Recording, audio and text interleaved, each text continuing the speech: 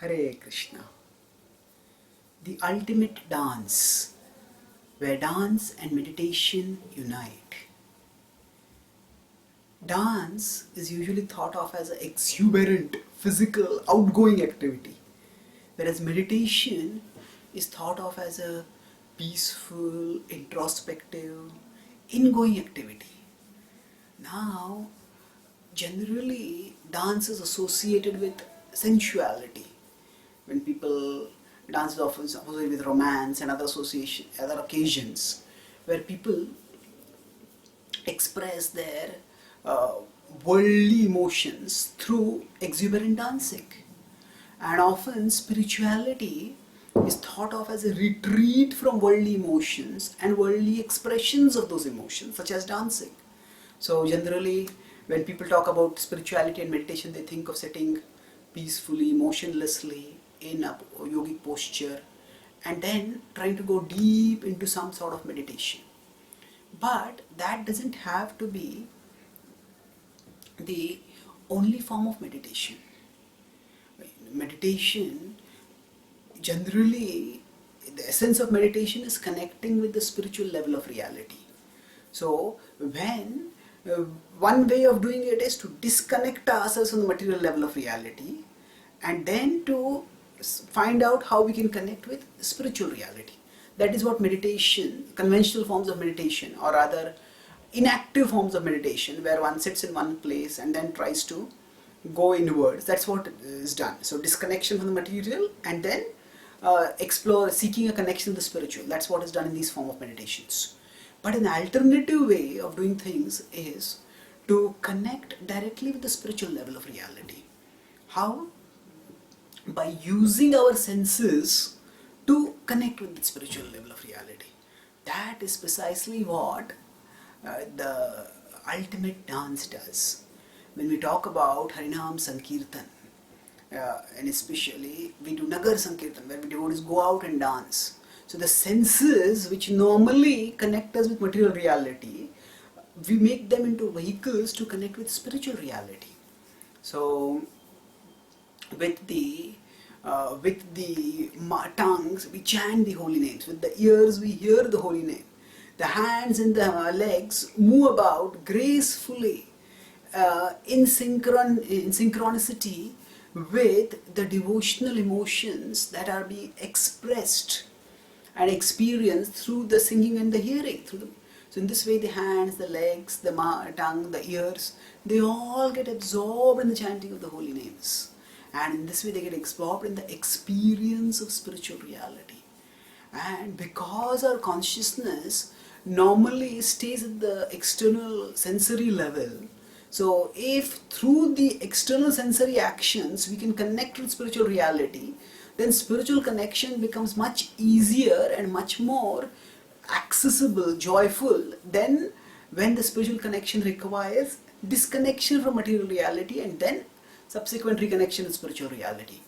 So now Harinaam Sankirtan is a central and very immensely appealing limb of Bhakti Yoga. Now in Bhakti Yoga, the primary focus is on connecting with the Lord with devotion. So Bhakti Yoga has been practiced for millennia. In fact, Bhakti is the very nature of the soul. But Bhakti Yoga expressed through dance, to public dancing, is something that has been widely popularized by Sri Chaitanya Mahaprabhu. Sri Chaitanya Mahaprabhu is Krishna himself, who was descended in this age of Kali for sharing the love of God through the public chanting of the holy names. And Yajna Sankirtana Prayai Janti Sumedhashaha. Yajna Sankirtana Prayai. Sankirtan is a yajna, it's a sacrifice where we offer our consciousness for the pleasure of the Supreme.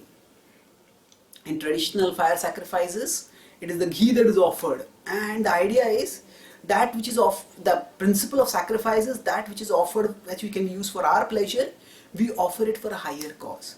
Similarly, our consciousness, we can use it for thinking of various things, but when we might get some pleasure by thinking of those things, but instead when we offer our consciousness to the Supreme Lord, then by that we get supreme happiness.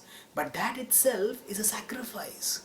Because although at one level it requires us to give up happiness, instead of thinking of other things, we have to think about God. But when we think about Him through the medium of devotional music, through devotional dancing and singing, then that offering itself becomes joyful. What to speak of the result of that offering? So when we offer ourselves to Krishna through spiritual music, then that offering connects us with Krishna and it opens our heart. The flood of love of Krishna that enters into our heart and enriches it. And normally our heart is muddied, dirtied, sullied by petty worldly emotions, anxieties, tensions, and other such things. But when the flood of love of God comes into our heart, then such emotions get cleansed away. As if a person is carrying a heavy stone, then the person's moments become shackled. Like that, we are often burdened by stone-like anxieties which burden us internally. But when we immerse ourselves in the chanting of the holy names, then the anxieties which are like boulders are swept out of our consciousness by the flood of spiritual emotions that comes through the participation in Harinaam Sankirtan. Indeed, when Sri Chaitanya Mahaprabhu popularized the chanting of the holy names and the public singing of the holy names, that created such a flood of devotion that even after Lord Chaitanya disappeared, 50 years later, the Muslim Emperor Akbar was ruling the world, and when he heard about Chaitanya Mahaprabhu, he was so fascinated. So he says, hail thee, O Chaitanya, captor of my heart. He says, of a drop of the flood of ocean of love that you have, love of God that you have, Shah Akbar craves for a drop of that love. This is the sublime spiritual emotions that are available to us through Harinaam Sankirtan. Thank you. Hare Krishna.